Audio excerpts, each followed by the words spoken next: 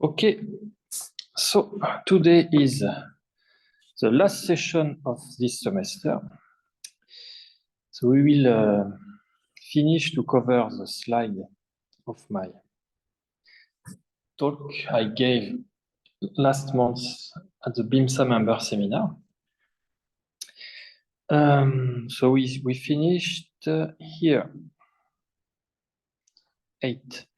So let me briefly just, I will very quickly cover the first slide I did yesterday. So the goal of this talk is to understand, to explain why we should study simple integral fusion category.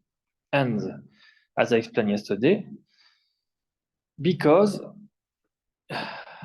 to find exotic integral quantum symmetry. Okay. So yesterday we explained what is symmetry, what is quantum symmetry, what is integral quantum symmetry, what is exotic integral quantum symmetry. So this slide explains that symmetry is essentially the same thing as group. Okay. In this slide, we explain that the notion of quantum symmetry we will use will not be quantum group, but something more general. In fact, there are plenty of notion of quantum symmetry that they are all covered by the notion of fusion ring, up to categorification, up to Frobenius algebra, or up to how to say, fiber functor, etc. The notion of fusion ring is a skeleton for every notion of fusion category or fusion symmetry in the literature. And it's very easy. It's a slight generalization of the notion of finite group. So it's a good starting point. Okay. We defined the notion of dimension yesterday also by the Frobenius-Perron theorem. And we found, we explained and gave an example which is not integral. And then we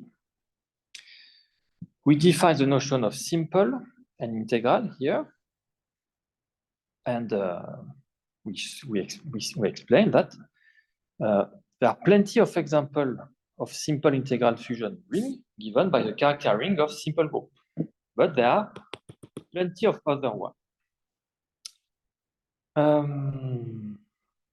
And what we call exotic, here, what we call exotic integral fusion, exotic integral quantum symmetry can be seen as simple integral fusion ring, which are not of this form. But we will see more substantially. So to get more substance, we need to categorize the notion of fusion ring into fusion category. And the main point here is we need to define a categorical associativity handled by the pentagon equation. Okay, and so here we explain, so we finish by that. Exotic here mean at the categorical level mean integral but not weakly group theoretical. Exotic integral mean not weakly group theoretical. It's an open problem whether there is one. At the simple level, in fact, we can reduce to the group case only. And so that's why in the simple case,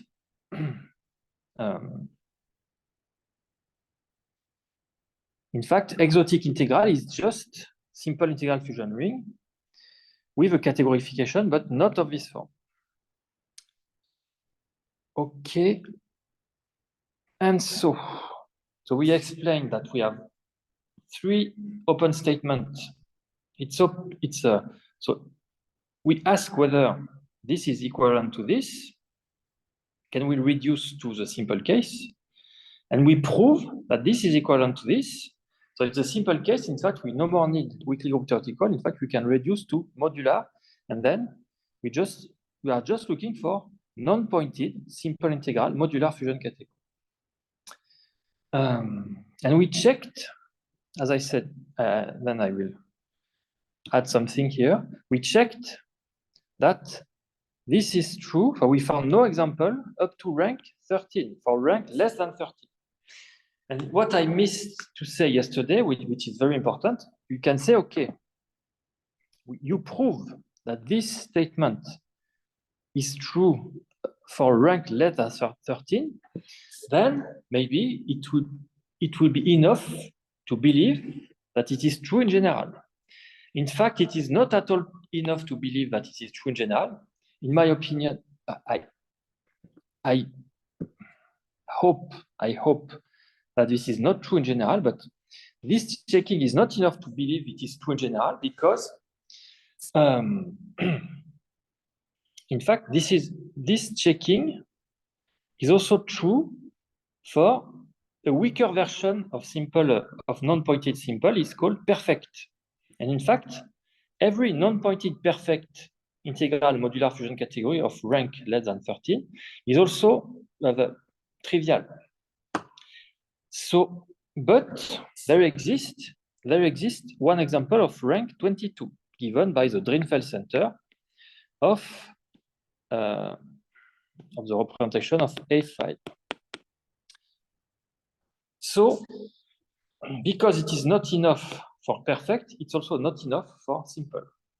So it's good to have such a checking, but this number is too small to believe anything. Anyway, and then I explained what is modular. In fact, modular, you need to introduce also categorical commutativity. And in fact, you have two opposite extremal case, symmetric and modular, for Brady case. The symmetric is when the rank of the S matrix is as small as possible, and modular, compared to the rank of the category of the ring. And modular is when the rank of the matrix is equal to the rank of the fusion ring or the fusion category. So, which means invertible. Okay, so that's all for what we did yesterday. So now, let me continue.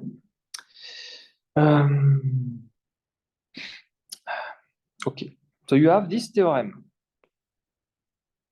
So as I said, to find our exotic integral quantum symmetry, in fact, according to this theorem, a sufficient condition for that is to consider simple integral fusion rings which are not a character ring of a group. So Etinghoff-Nitsche-Schlossrich theorem, a non-pointing simple integral fusion category which is not isomorphic to that cannot be weakly group theoretical. But there are plenty of non-pointing simple integral fusion ring, not a character ring of a group. Plenty. So we are interested in finding one which can be categorified. In fact, we did more than that. In fact, we made a classification for small rank and small Frobenius parent dimension. So first, one result here, we prove that, in fact, a non-pointed, so we are looking for classifying non-pointing simple integral fusion ring, but we can prove that his rank should be at least 4. More generally, we prove that a perfect integral fusion ring must have at least 4 different Frobenius parent dimension, basic Frobenius parent dimension. So you consider the basis, you take the Frobenius parent dimension of the basic element, and the number of different number in this in the type should be at least 4. In particular, it should be of rank at least 4. But what we prove is more general than that. We prove that the number of different number in the type should be at least 4. But in particular, so a non-pointed simple integral fusion ring should be a rank at least 4. That's why the table starts by 4, because we know for 3, 2, there is nothing. In fact, we found nothing also for rank 4, assuming the one Frobenius property. Remember, the one Frobenius property is a property derived from the Kaplan-6 conjecture, saying that the quotient of the global dimension by the dimension of the basic element should be an algebraic integer. Here, an integer, because we are in the integral case.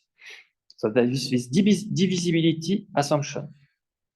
Under this divisibility assumption, we found also no example at rank 4, and it's a conjecture that there is no example. We will prove it. We are interested in proving it, and it may be not so difficult to prove. It may be reachable to prove. But without this assumption, so if you don't assume that, in fact, we found plenty of examples here. And maybe there are infinitely many. So we are looking for an infinite family. We have some example, 5 or 6 here, and we are looking for some pattern to get infinitely many examples. Remember that it should be non-pointed simple integral. Okay, so that's two already. This line, there are two interesting problems. Find an infinite family of rank 4 without this assumption, and prove that there is no example with this assumption for non-pointed simple integral fusion ring. Assuming this assumption, we are making a classification of all the possible fusion rings under this bound. So we checked the conjecture for rank 4 up to Frobenius per dimension 1 billion, which is quite big. And then we classify for rank 5 up to Frobenius per dimension 10 million, etc., etc. And here are the number of fusion rings we found according to this bound. In total, we have, under this bound, we have 505 fusion rings, and we found also other fusion rings out of the bound. In fact, we are classifying, for example, here, between 5,000 and 10,000, but we did not finish. But we already found new example here out of the bound. But in this bound, 505 fusion rings. And among these fusion rings, only 8 come from group. Only 8 are character ring. In fact, they are character ring of simple group of the form PSL2Q or A7. This is the rank of the character ring is the class number, the number of conjugacy classes, and this is the cardinal of the group. And under this bound, in fact, there is only this kind of non-abelian finite simple group. So only 8 among 505. So as I said in this table, in fact, there are much more exotic simple integral fusion rings, much more than non-abelian finite simple group. See under this sample, you have 8 for 505, so which is huge, huge, huge, huge. But in fact, if we are interested in the unitary categorification, or we are interested in categorification, and I did not say that they can all be categorified, of course. Very few can be categorified, but there is a stronger categorification, is unitary categorification. We have a very, very efficient unitary categorification criterion using quantum Fourier analysis. It is so efficient that he was able to exclude 95% of the rest, that minus that, 95% can be excluded from unitary categorification.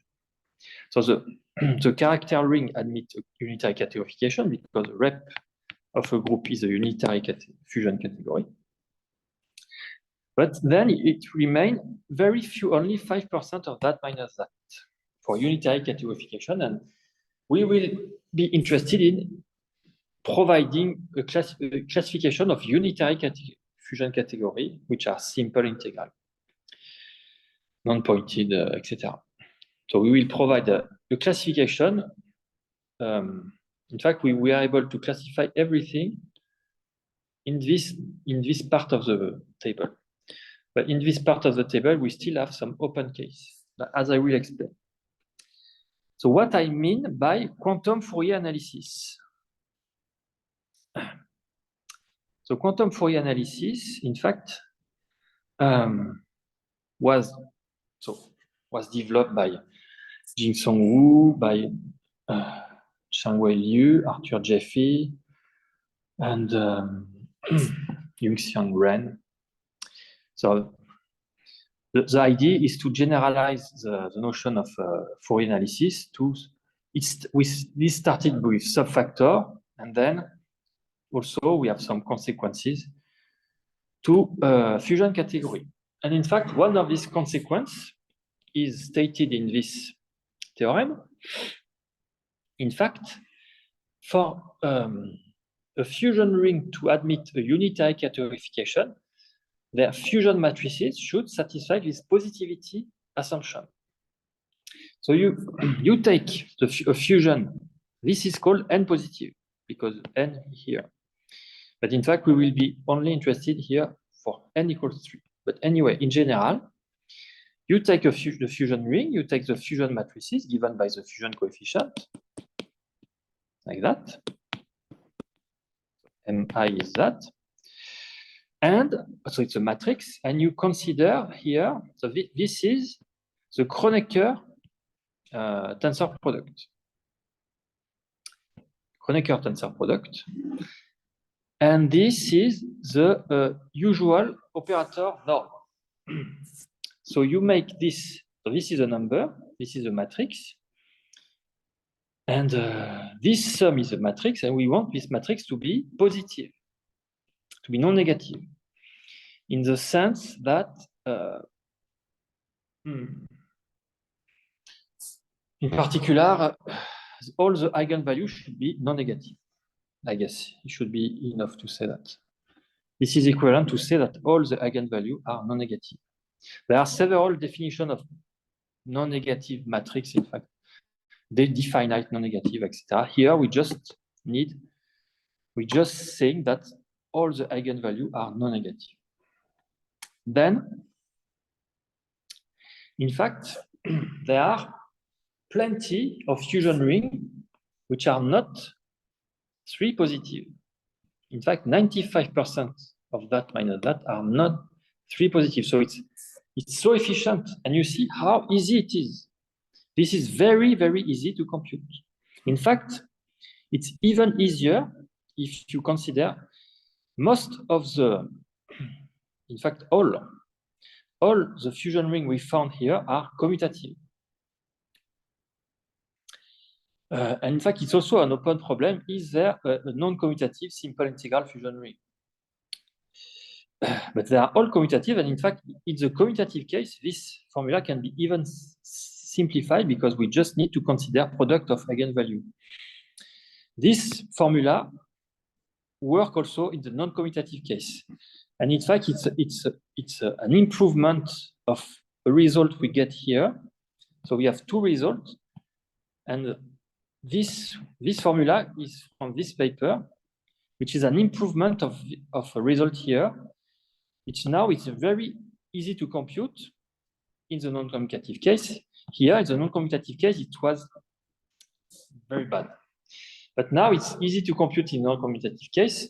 But in the commutative case, it's even easier because we just need to consider product of eigenvalue.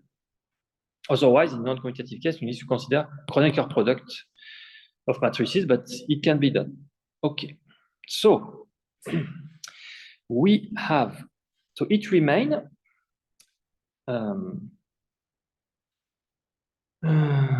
okay. So we have this fusion ring number of fusion rings, 8 are character rings, so it remains 497, but among them, only 20 are 3 positive.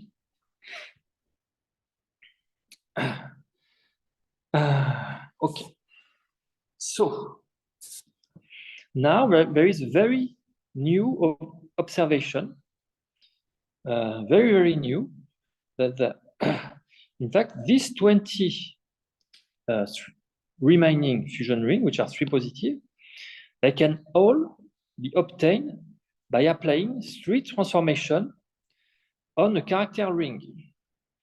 So you have the character ring of group, and in fact, if you apply 3 transformations called interpolation, isotype variation, or contraction, you can combine the transformation also. And then you can cover all what you get. And this is very surprising because, in fact, it's not true, at least it's not clear, that you can cover all this one by these 3 transformations. And a fortiori, if you don't assume one Frobenius, it's not clear. It may be false that all what we get can be covered by 3 transformations applied on the set of character ring. But in the 3 positive case, this is what we observe. And it would be very surprising if it will be true in general. So we ask whether there is an example which is out of this pattern. Of course, even if what we get here can be made by combining such 3 transformations, I will briefly explain. The categorification remains, in fact, because these transformations are not. These transformations are at the level of fusion ring. They are not at the level of fusion category. In fact, it's a new topic. How to categorify? Can we categorify this transformation? In fact, I have a small hope for this one, but for this one, I already know that there are. I know example of an isotype variation of a character ring which admit no categorification. In fact, this one. So this cannot be categorized in general. We need something more specific. Idem for the interpolation. We know this example here, I will explain. It cannot be categorized. So in general, the interpolation cannot be categorized. This example, this transformation, I don't know. It will be very important, very, very nice if we can find a way to categorize the contraction, at least some stronger version of contraction, because that will answer the master question of the topic, because there exist exotic simple integral fusion ring coming from contraction of character ring. Anyway, so interpolation, what I mean by interpolation, I mean, in fact, you have a family of character ring, mainly of Lie type, for example, PSL2Q, where Q is a prime power. So this is a finite group of Lie type, in fact, in type A1. And you have also PSL, I don't know, n+1Q of type AN, so Dynkin diagram. So you have all this infinite family, in fact. And you can interpolate, so you consider the character ring of such family, PSL2Q, for example, Q prime power. You can interpolate this family to Q general, not necessarily prime power, because you can make a character table for this family, and this character table only depends on Q formally, and so this table makes sense for Q non-prime power, and then from the character table, you can come back to the fusion coefficient by applying a Wehrlein-like formula. So like that, you can make an interpolation. You can interpolate the family of Lie type. Isotype variation is not complicated. In fact, you have, for example, you have a fusion ring of some type, and an isotype variation is just another fusion ring of the same type. And usually, the variations are quite small. I will show an example. I will show this example of isotype variation. You see, only few entries of the fusion matrices are different. And contraction, in fact, it's a little bit more complicated to explain.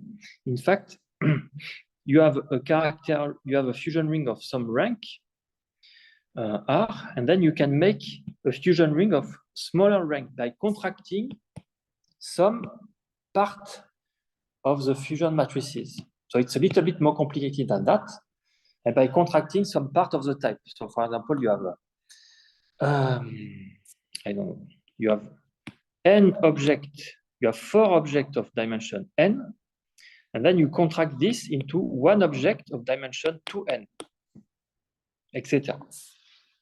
So we observe that all the remaining candidates that can all be obtained by combining this transformation from character ring of non-abelian finite simple group. So this is very new and very, very interesting. Okay, so as I said, the categorification level remain. Here are the 3 first candidates. So the 3 first among these 20, 3 first according to the rank.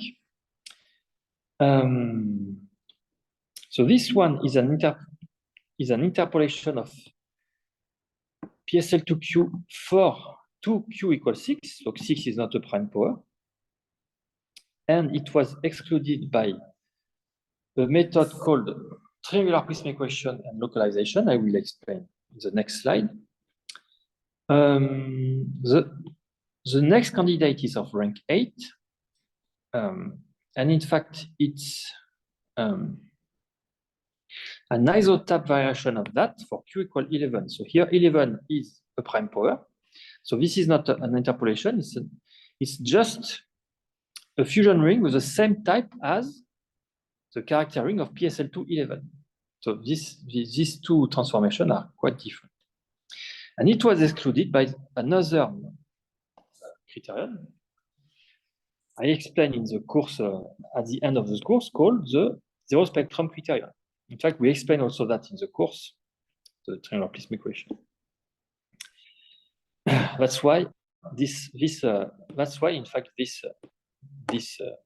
talk is a big motivation for the course, because in fact, the course explains in details these 2 criteria.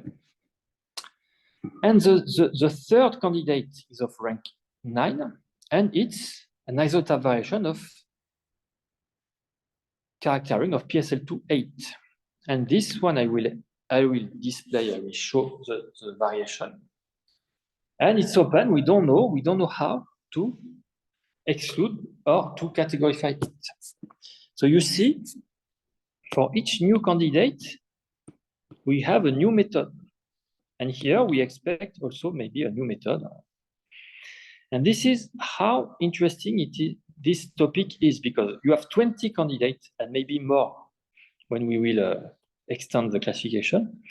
And each of these candidates generates a topic. In fact, a mathematical topic. You need to create new mathematics to handle new candidates. So of course, you create a new mathematics, new criterion, and then you apply this new criterion to what remain. And then among what remain we cannot be handled by that, then you have something new, etc., etc. There is no a priori, there may be no hand. You can do like that up to infinity. You can create new mathematics like that. So it's a process. They may have as deep as you want structure here a priori. Okay, So let me briefly recall, because in the context of the course, we already explained that in details. But let me briefly recall what we mean by triangular prism equation and localization. So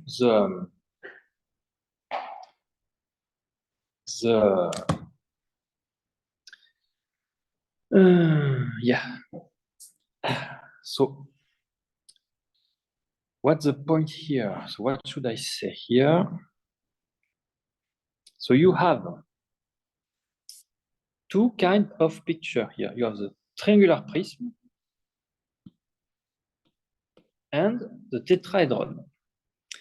So you should understand that what we are considering here are not just this graph, but the labeled graph.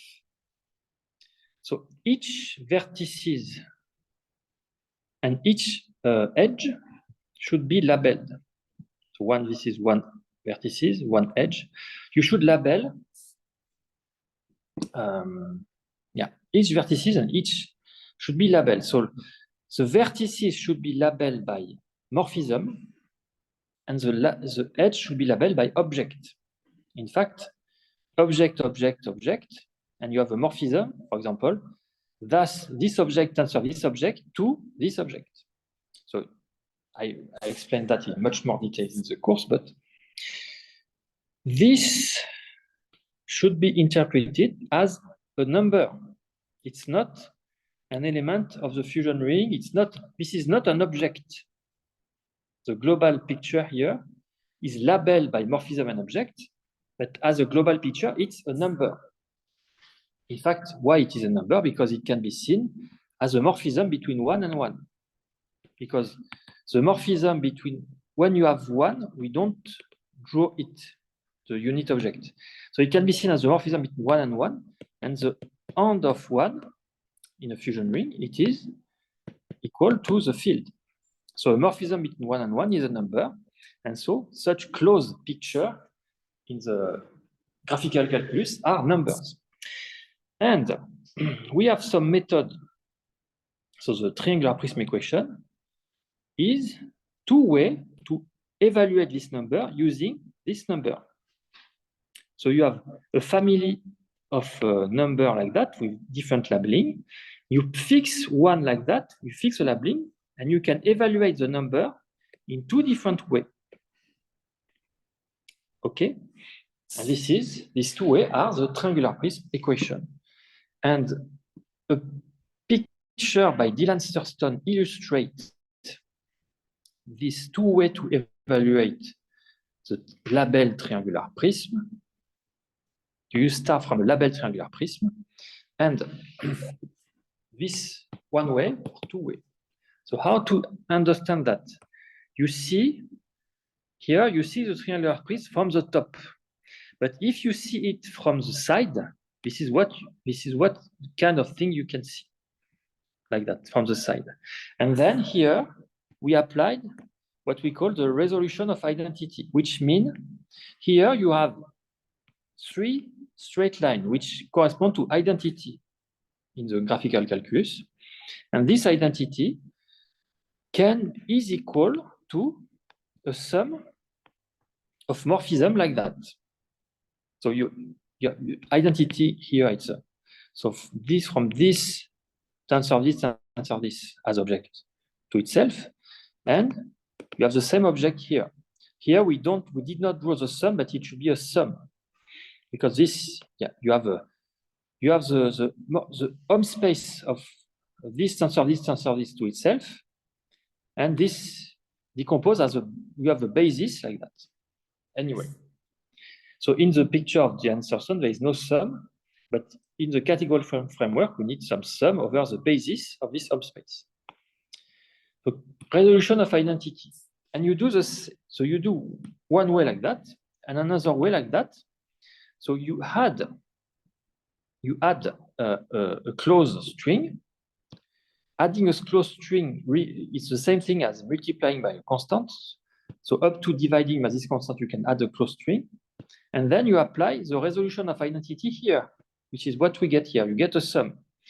You apply here, you get that. you apply here, you get that, etc., etc. So you get here, it's a sum of sum of sum of sum. So you have a big sum. Here you have 3 tetrahedron like that. Here you have 2 like that. And so the triangular prism. So this is the idea how we proved the triangular prism equation. But this equation, in fact, is in the spherical case, as we proved, the system of triangular prism equation is exactly the system of pentagon equation up to a change of basis.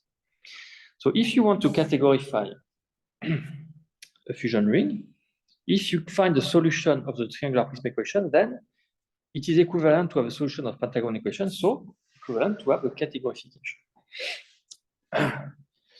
But we will use so that this triangular prism equation is more geometric and more symmetric than the pentagon equation just by itself, and it can help to provide to make a localization strategy. Localization strategy is that you start by, in fact, the idea is to find a small subsystem. So the idea is to, in fact, you put as similar labels as you can. You can put the same labeling everywhere, the same label, the same morphism, the same object everywhere. Here you put the same object everywhere, and you will have an equation, maybe trivial, maybe not, but with a minimal number of tetrahedra. Here, the tetrahedra correspond to the variable of the system. So if you label by this is the unknown, you need to find, in fact, the ID. Here we evaluated this number using this number, but we don't know this number.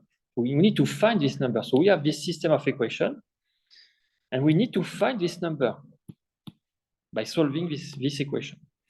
And in fact, you can find the subsystem by localization strategy using the symmetry of this picture. If you put many similar objects, then that will make a system of equation with a small number of variables, etc., etc. And you can organize an ordering like that of with a complexity, so a small complexity, and then you solve this case, and then you can solve this case, etc., up to the end. So there is a way to organize the system by complexity, involving the symmetry, etc., etc. But in fact, the first step of this localization strategy can be used as a categorification criterion, because even so, if at the first step or the second step they already have no solution, then they cannot be categorified. This is what we did. In fact, here we were able to exclude it at the second step of the localization strategy. So we found a subsystem of 12 polynomial equations and 10 variables, whereas the full system admits 1 million polynomial equations and 50,000 variables. So it's huge, huge, huge. And this, by the first step of the localization strategy, we found this very friendly subsystem, which admits solution. We found another similar subsystem with a similar solution. And we found an extra equation between these two subsystems. And with this extra equation, there is no more solution. So it is excluded from categorification. This is what we did. This is how we excluded this case. Now, about this case, this is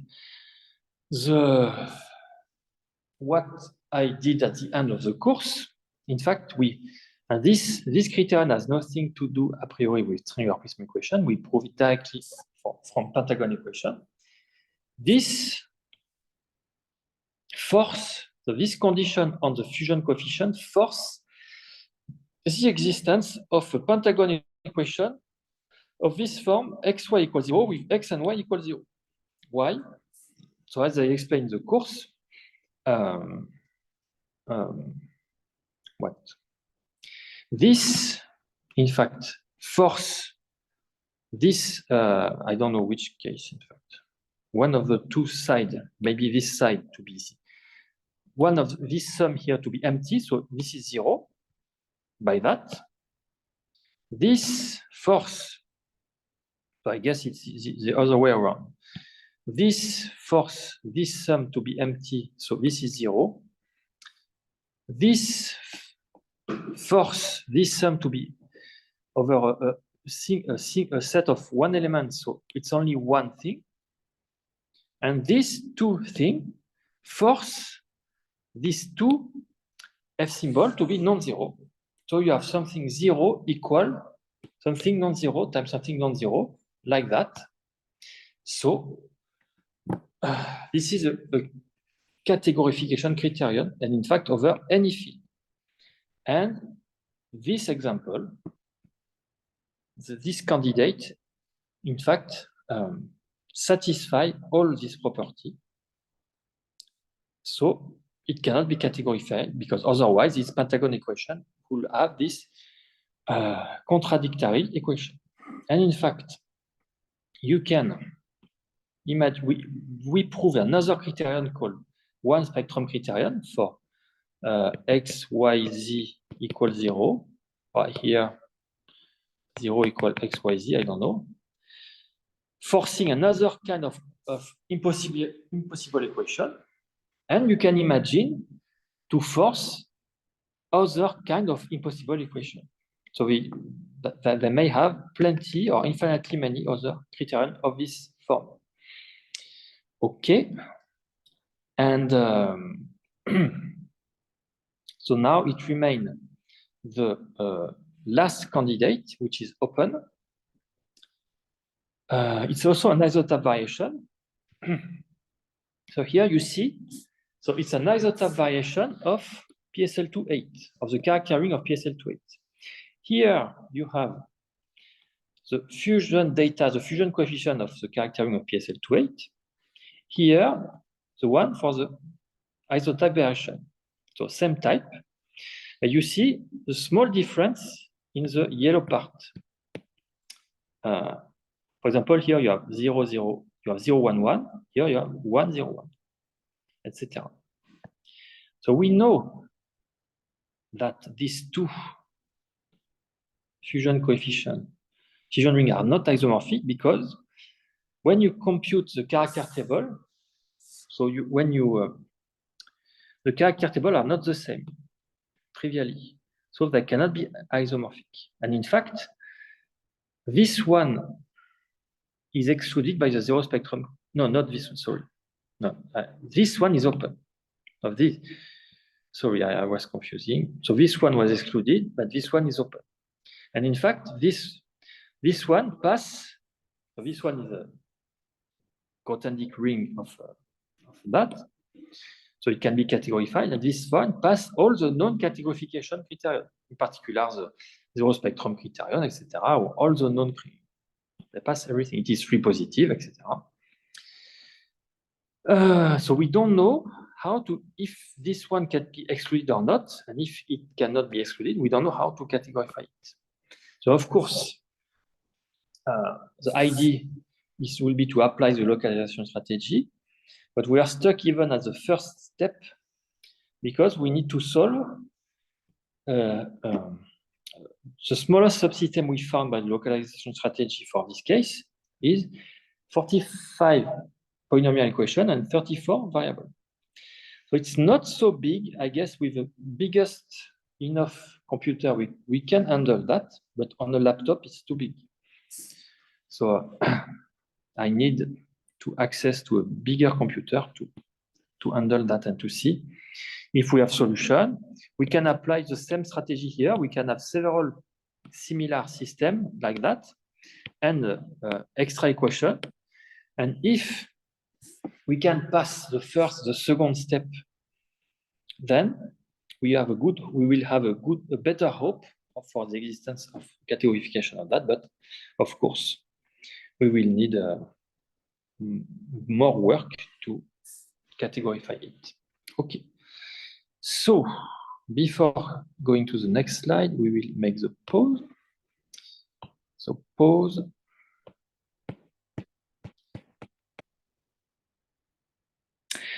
Okay. So one thing I wanted to say, I forgot to say, is in fact, so the exclusion of this requires the use of the computer. So there is a very interesting theoretical part, but at the end we need to consider polynomial equation, polynomial system with computer. The big question is, can we exclude this case conceptually without computer? In particular, by involving the Drinfeld center or something like that. It will be very interesting to find a method to exclude this case, or maybe this case also, because it also requires a bit of a computer, but it's much easier here than here. A purely mathematical way to exclude them, maybe involving the Drinfeld center. Up to now, we did not find one. But it will be very nice to get such a method, because then such method may be applicable, for example, for this one, or we don't know. For this one also, which is open. So I said we have this. We need a bigger computer. So this is what we are looking for, at least for doing that. But we can also believe maybe there is another impossible equation generalizing, and we can generalize this theorem, which can exclude this case. Maybe there is I don't know, some very easy, I don't know, you can force something like xy equal or something, I don't know, a, b, c equals d, e, with I don't know, you force some condition on a, b, c, d, e, such that it's not possible, and maybe that can exclude this case. I don't know. So that this is, I guess this case is also a challenge. It's not okay. It's not just okay, we need a bigger computer. It's also a challenge to find a new criterion to handle it. Okay. So we excluded these two one, and this one is open. So we already have a theorem.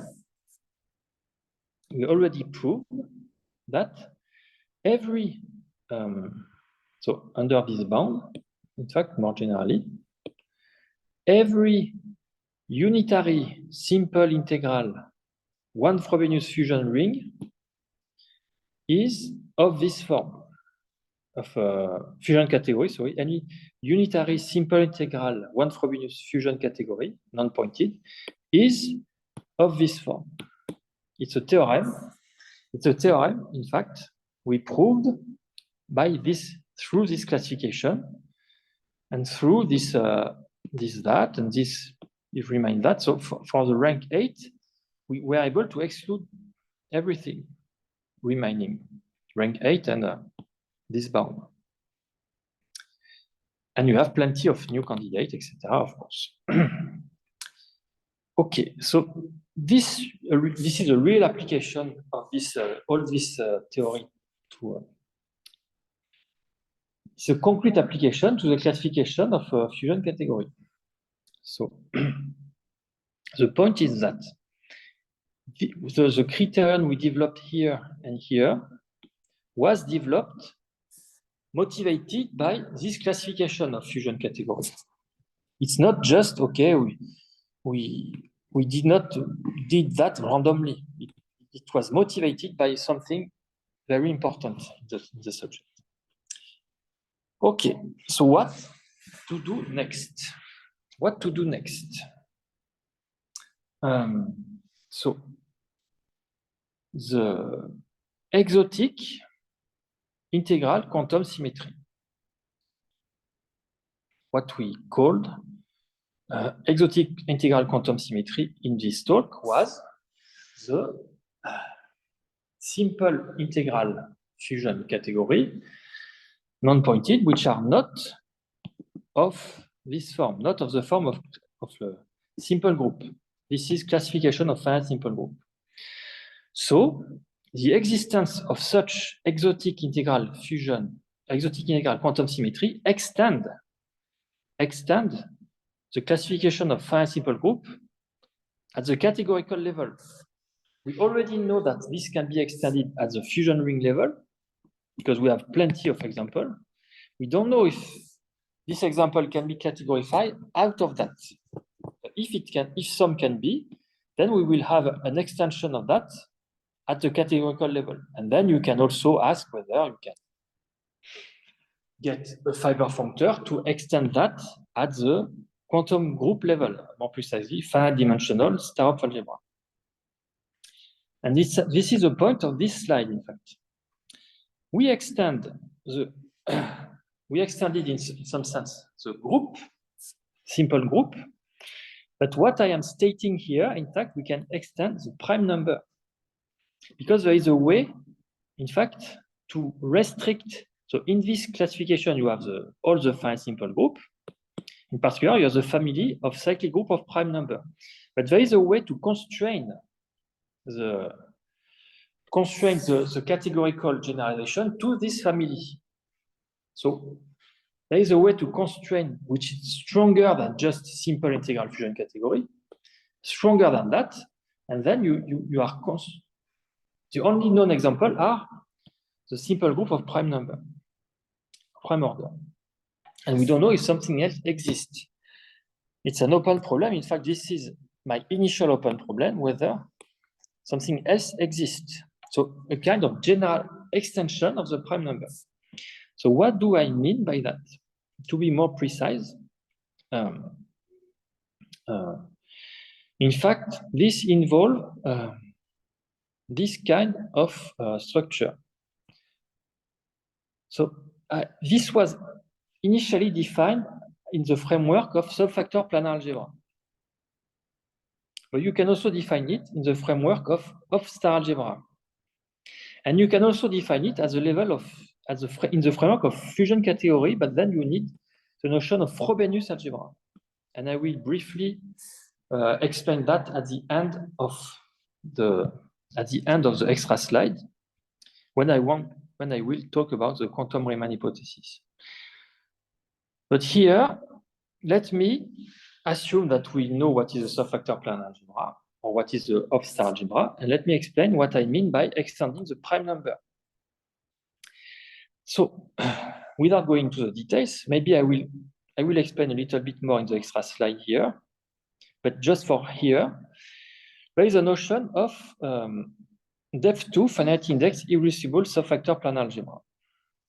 Depth 2 finite index subfactor planar irreducible subfactor planar algebra, which is equivalent to the notion of finite dimensional of star algebra. Okay.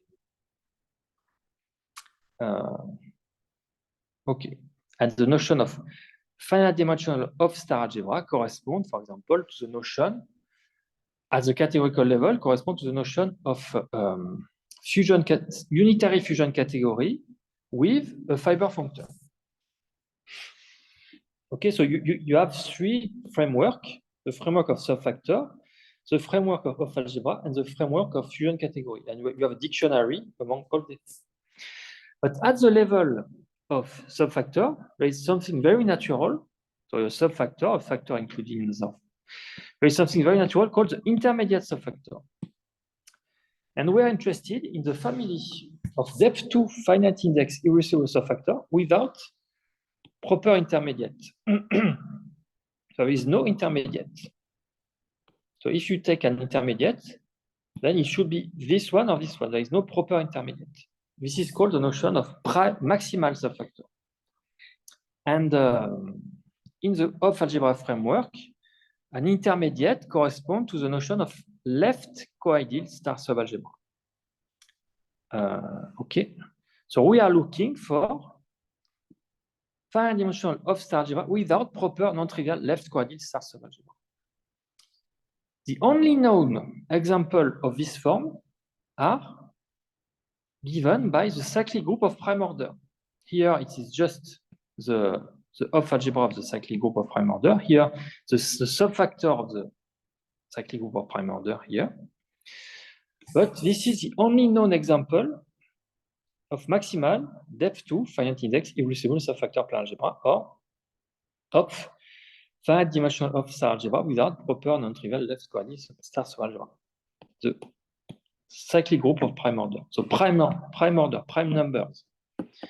And we don't know whether there exists something else. But what we know and what motivated all our work is that if something else exists, then its fusion category should be a non-weakly group theoretical simple integral fusion category. Of course, so it should be what we call a exotic integral quantum symmetry. Of course, such an exotic quantum symmetry do not provide that automatically. You need two conditions. In fact, this simple is weaker because remember, for simple group, the cyclic group of prime order is simple, but in fact, for example, all the other groups are simple.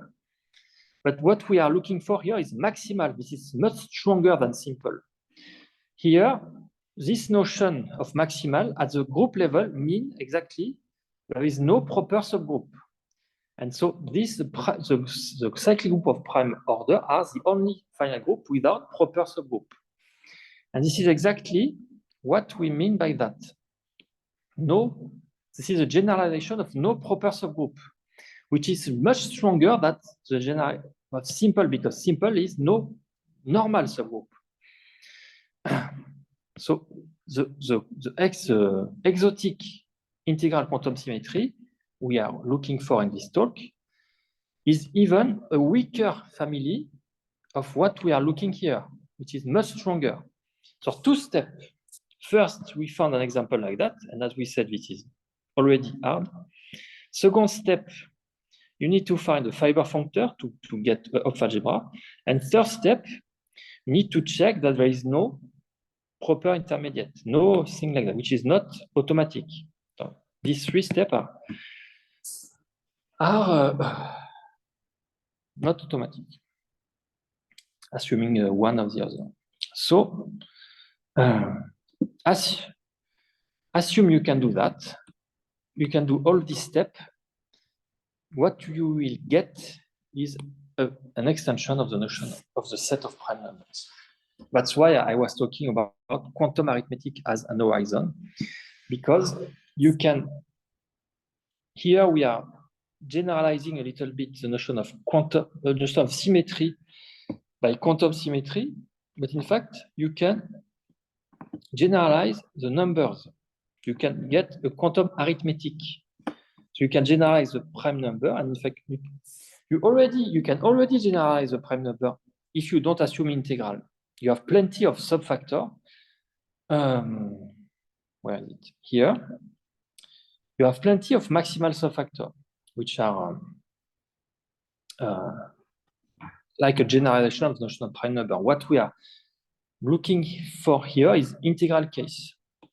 And there, so we can generalize the notion of prime number. We can also generalize the notion of natural number. If prime number correspond to no intermediate, the notion of natural number corresponds to the lattice of intermediate is distributive. And I wrote several papers about that, distributive lattice intermediate. So as I said, this notion of intermediate of left coordinate star subalgebra can be generalized, can be stated in the notion of, in the framework of fusion category. And this involves the notion of Frobenius algebra. Frobenius algebra. I will explain that after the in the extra slide if I have time. So, and you can state a quantum Riemann hypothesis on this generalization of prime number and natural number, as I will. I may explain at the end of the extra slide. So be careful. This was done only for fun. There is nothing. We did not prove. We just stated something, conjecture something, but we did not prove anything. So it's not so serious here. So you should consider this as recreational mathematics, because we did not do anything serious. But maybe someone will do something serious in the future, but maybe me, maybe someone else. Anyway, so for the last half an hour, I will try to cover the extra slides, which I did not cover in the talk, in the member seminar talk. So I wanted to provide more, to explain more details about the motivation coming from subfactor. So, but because I want to do all the slides, maybe I will not read everything in details, because it will require another session to do that details. But let me go briefly here. A factor is a von Neumann algebra with a trivial center. A subfactor is a unitary inclusion of factor. So this is what we call subfactor. There is a notion of index in a subfactor, and this index is multiplicative with the intermediate. That's why there is a kind of notion of arithmetic, because this intermediate can correspond to the notion of divisor in some sense. So it's multiplicative with the intermediate. So the index of the full subfactor is equal to the product of the indices of the intermediate. A subfactor without intermediate is called maximal. And in fact, it's the same thing as a number without divisor, without a non-trivial divisor. So it's a quantum analogous of the notion of prime number. And in fact, as I said, I develop a quantum analogous of the notion of natural number, and you should involve the notion of distributive intermediate lattice. You should see my paper on Horst's theorem. Okay, then, so the finite group, you can define a subfactor encoding finite group. In fact, there is a notion of action of a finite group, more precisely hyperfinite one factor. We can restrict to action of finite group on R, on the factor R, and there is a notion of fixed point subfactor, and this makes a subfactor. And this subfactor, in fact, completely characterizes the group up to some equivalence. In fact, there is a unique subfactor of this form. And any two groups, if you have two different groups, then the subfactors are different. So this is what Vaughan Jones said, that in fact this object is exactly the same thing as a group. And note that this is not true for a subgroup. If you have a group and a subgroup, and in fact this do not remember the subgroup, but it remembers the group, at least. And this class of subfactor, called the finite group subfactor, is in a specific class called finite index irreducible depth 2. This is what I wrote here. So this family, this adjective, this family, do not come from nowhere. In fact, this is a natural way to characterize, or it's a class containing the finite group subfactor.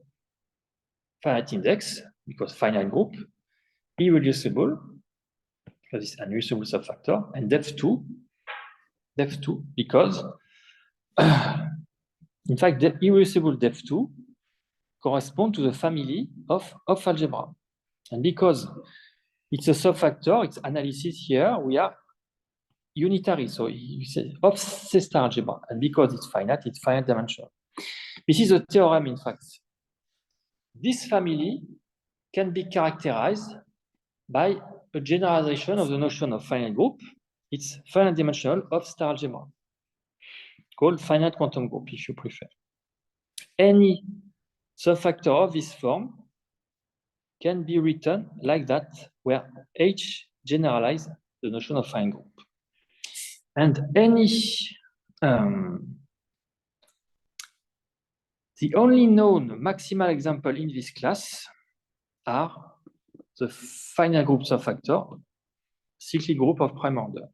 Cyclic of prime order. So this is what I explained before. The question is whether you have other maximal example in this class. So this was my initial motivation. Before doing fusion category, I was doing subfactor theory, and I wanted to answer this question. And to answer this question, in fact, I went through the way of fusion category. So you can reformulate this question, at least a weaker version of this question, as a fusion category level. So how to go to fusion category? In fact, you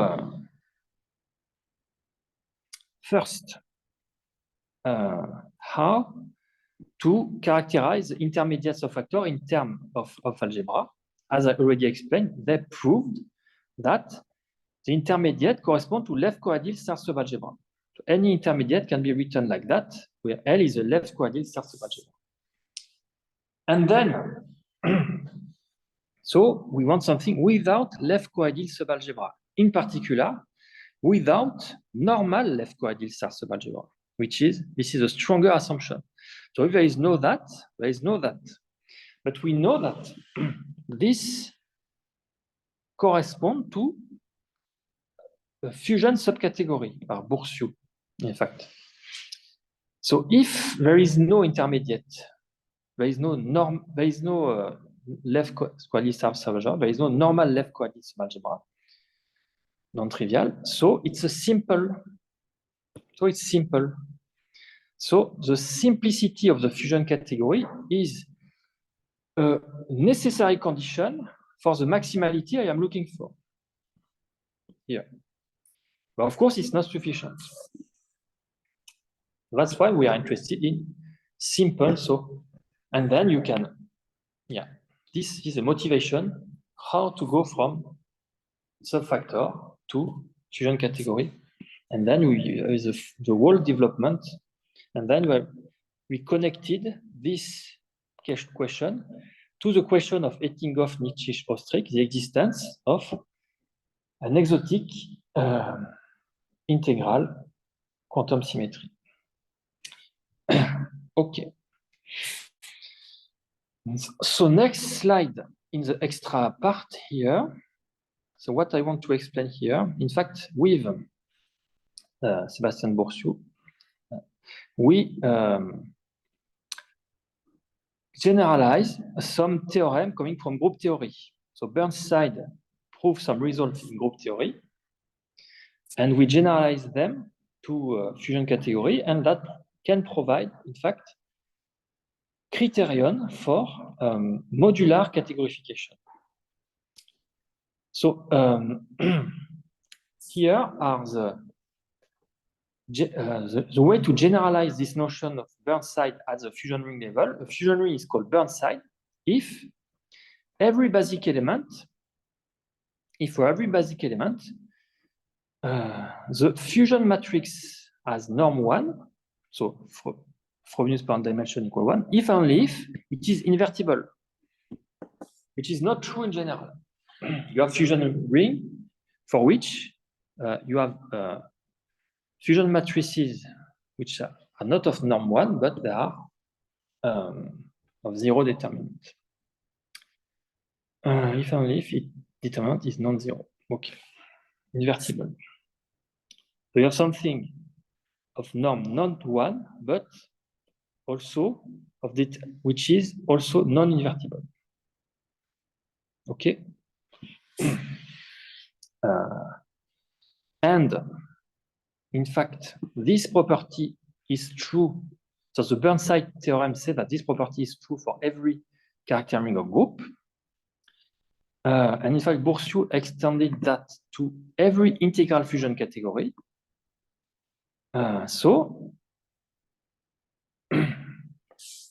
this theorem can be already used as a category fusion criterion because we found plenty of non-Burnside integral fusion ring. So that cannot be categorified because of that. First, this is the first point. Second point, you can provide a dual version of Burnside called dual Burnside. And here we need the definition required to restrict to 3 positive commutative fusion ring. So 3 positive, remember, involve the quantum Fourier analysis. We need commutative. And in fact, in the paper, it involves the notion of hypergroup. But in fact, we can summarize it like that, 3 positive commutative fusion rings. So we don't need to write hypergroup, at least in the definition, but in fact, the notion of hypergroup was required in the proof. But we can summarize the definition like that. So a 3 positive commutative fusion ring is called dual Burnside when you take a column in the character table. When the column in the character table has a 0 and 3, if only if its square norm is less than the global Frobenius-Poisson dimension. So, in fact, there is a way to generalize this notion at the hypergroup level, and there is a notion of dual hypergroup, and so this is just to have that in the dual hypergroup, but you can reformulate it like that without hypergroup if you like. Okay, and we proved, and we know that in fact every nilpotent fusion ring are dual Burnside, and every nilpotent and every simple group except alternating and these 2 one are dual Burnside. And we extended, in fact, this notion of nilpotent to some fusion ring. And what is important here, in fact, for our need, we prove that every perfect modular tensor category is Burnside if only if it is integral, and it is Burnside if only if it is dual Burnside. Because in the modular case, there is a self-dual property. So, for a modular tensor category, to be Burnside or dual Burnside is equivalent to be integral. And remember that we are interested in finding also simple integral modular tensor category. So this is the same thing as finding simple modular tensor category, which is Burnside. And we prove that a perfect integral modular tensor category, its Frobenius-Poisson dimension cannot have powerless prime factor. So it cannot, the factor decomposition of the Frobenius-Poisson dimension cannot be 2 times 3 power something. So a powerless prime factor. You cannot have a powerless prime factor. So this can be used also. We found example of perfect fusion ring with integral fusion ring with powerless prime factor in the Frobenius-Poisson dimension. So we already know that it cannot be categorified as a modular tensor category. Okay. Next slide. Here I just explain what I mean by interpolation. So the family of PSL2Q group. Here is the generic character table, as I explained before. For the Q even, in fact, you have also a generic character table for Q odd. For Q odd, you have to distinguish between the fact that Q is equal to 1 or -1 modulo 4. But at least at the even case, you have this easy table. And you see this table, this character table, depend only on Q. And we don't need Q to be a prime power, in fact. Here, Q is a prime power on the group case, but in this table makes sense as a character table of a fusion ring, even if Q is not a prime power. And in fact, you can apply the Verline-like formula to recover the fusion coefficient. So you apply this formula here. We prove it is coherent as a character table of a fusion ring, and you apply the formula, and you get this generic fusion coefficient for any Q.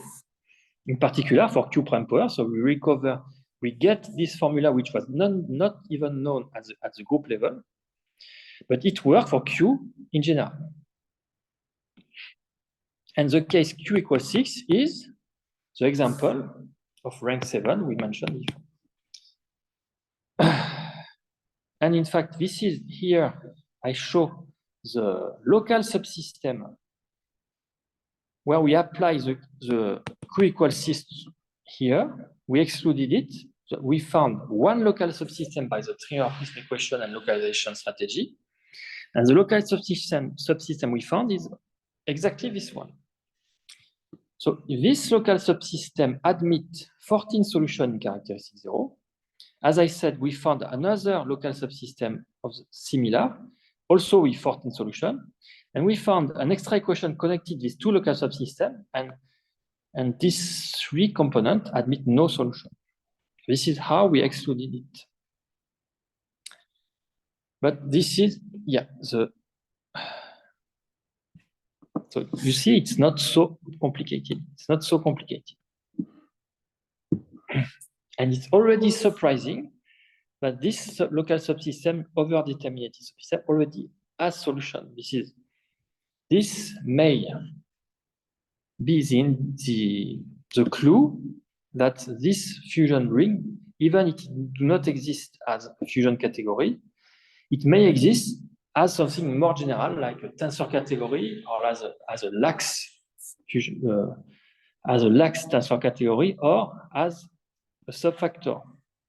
There is a notion of subfactorization, because it's not trivial to have such an over-determinated system to have solution. So something may exist.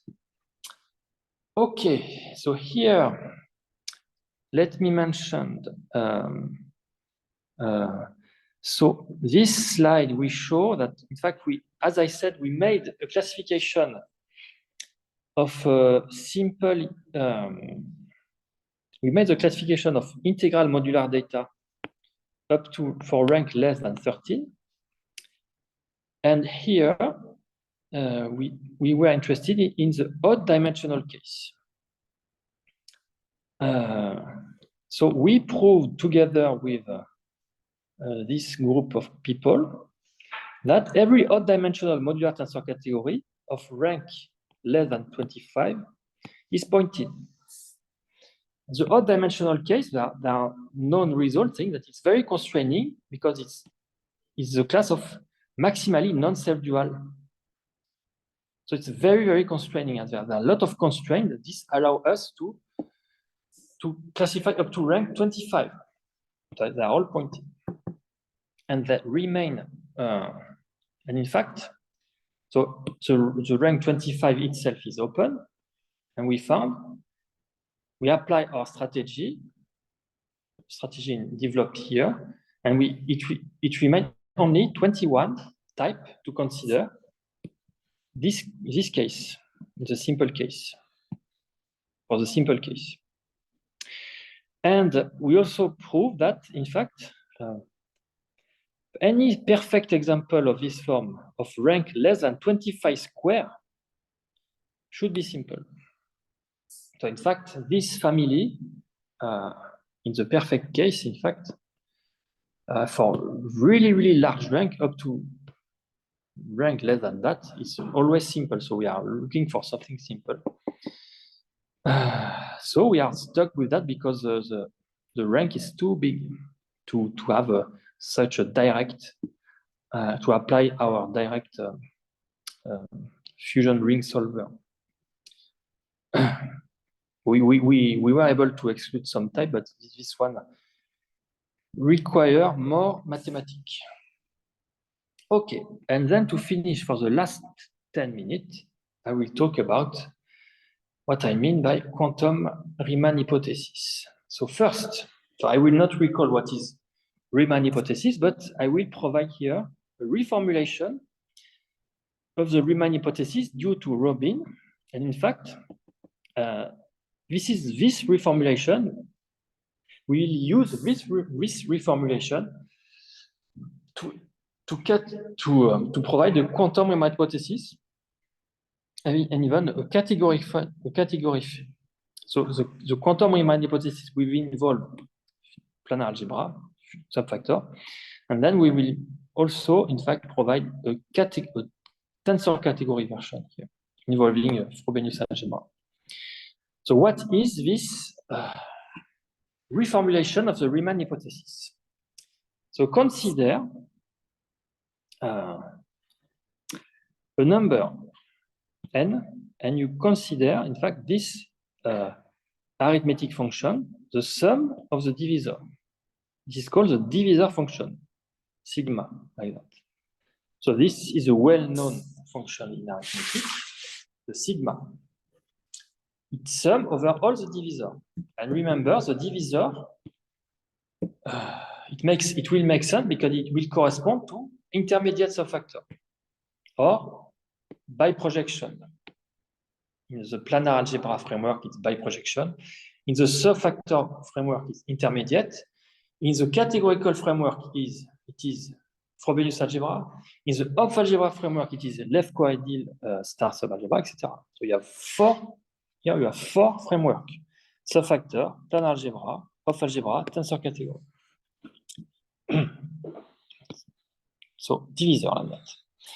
And there is a theorem. So here you have the Euler-Maccheroni constant, who can be, remember, it's this constant involved when you try to evaluate some harmonic series, I don't know. So just something like ln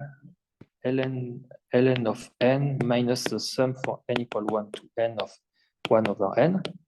In fact, this converges to the Euler-Maccheroni constant or something like that, or maybe the quotient, I don't remember, but it's related to that. And in fact, this theorem is saying that this division function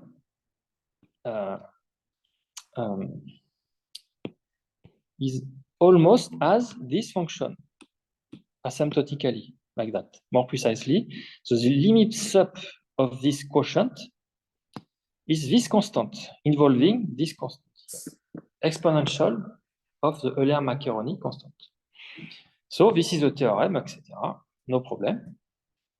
The Riemann hypothesis is just saying that, in fact, for n large enough, this is less than that. So you have this limit sub, you get that. So in fact, if you put that on the other way, this is just saying that you have two functions, and maybe that they may oscillate like that. The Riemann hypothesis is saying that it may oscillate at the beginning, but at one moment, this one will be always less than that. This is exactly the Riemann hypothesis. And you see how it is easy. There is no functional, there is no analysis here. It's just trivial arithmetic. You can state the Riemann hypothesis. There is no zeta function, complex continuation, or something like that.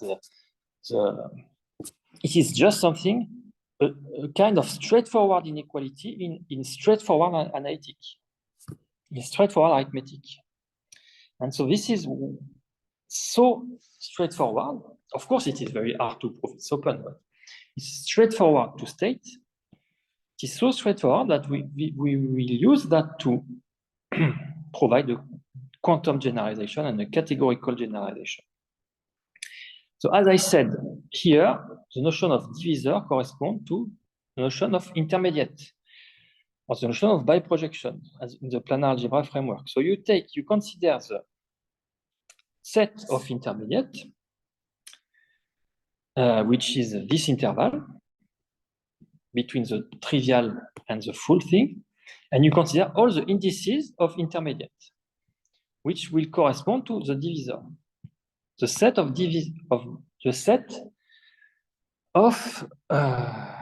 indices of intermediate, of biprojection. We know that this set is finite if the subfactor is irreducible finite index by Watatani theorem. So this is a finite set. So here we have a finite sum, and this finite sum generalizes this sum. So this is the divisor function, the sigma function for a subfactor planar algebra, more precisely, an irreducible finite index subfactor planar algebra. So this is well defined, no problem. Now the problem is that can we generalize this theorem, and then we can state such an equality. So the first step of the problem is to find. So we need for some obvious reason, we need to restrict to some depth R. So I did not define what is depth, but yeah, we define depth 2 corresponding to Hopf algebra, but you have depth 3, depth 4, etc.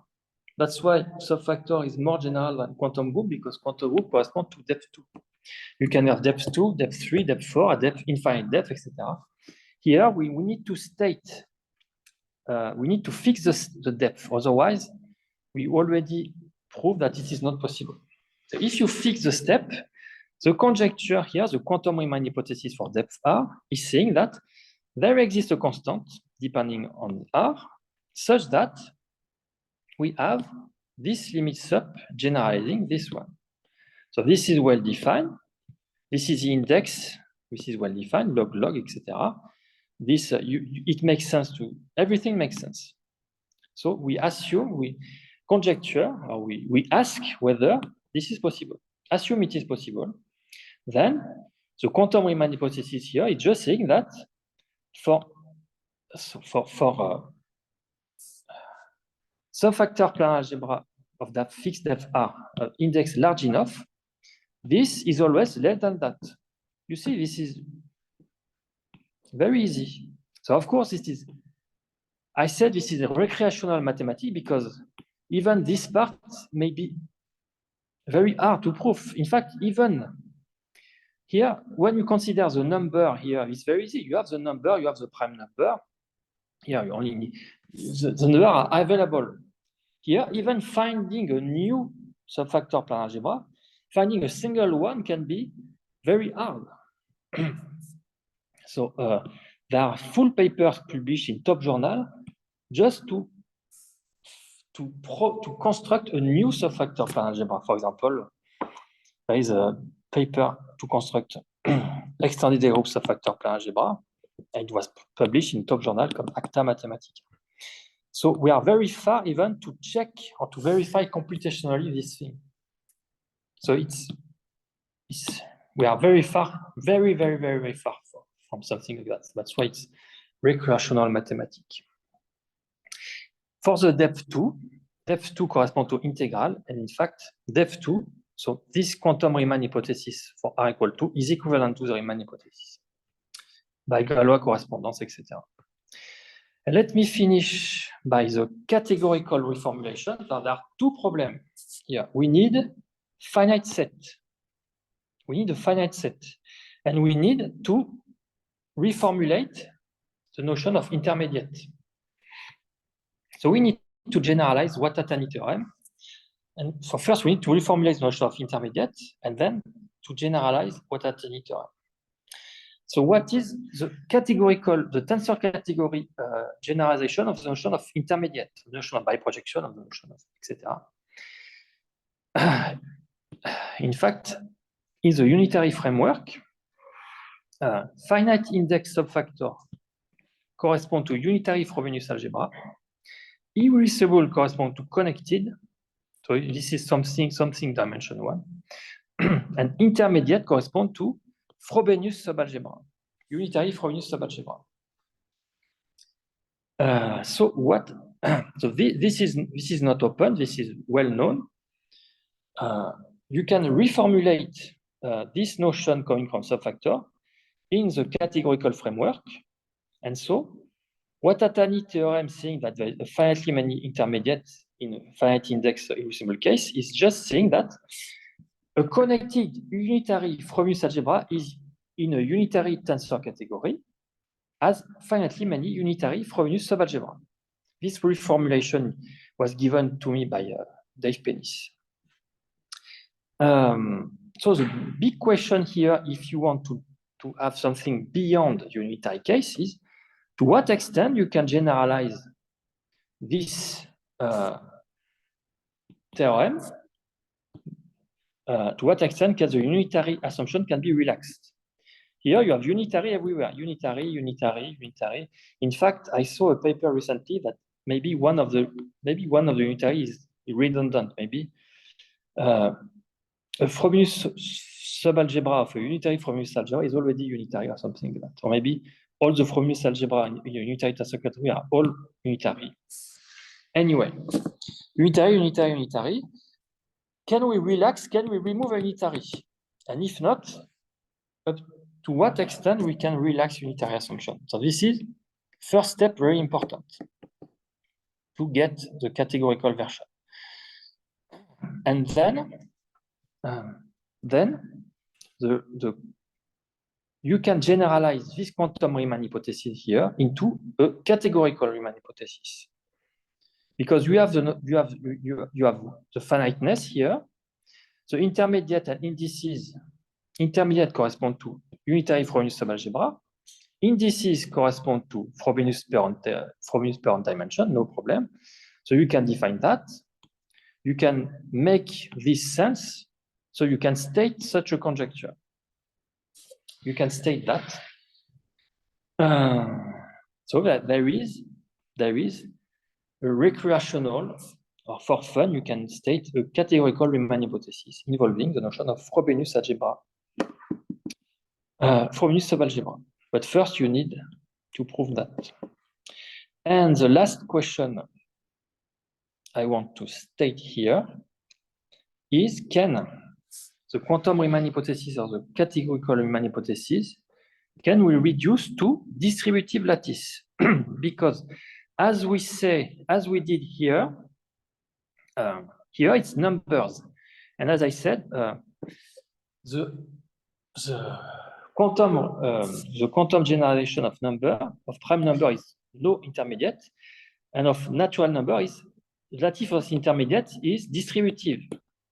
But what we state here do not require distributivity here. It works in general. But the question I ask here is it equivalent, the statement of this conjecture, are they equivalent to restricting to distributive lattice? And that's all what I wanted to say. So this is, in fact, the end of the course. End of the course.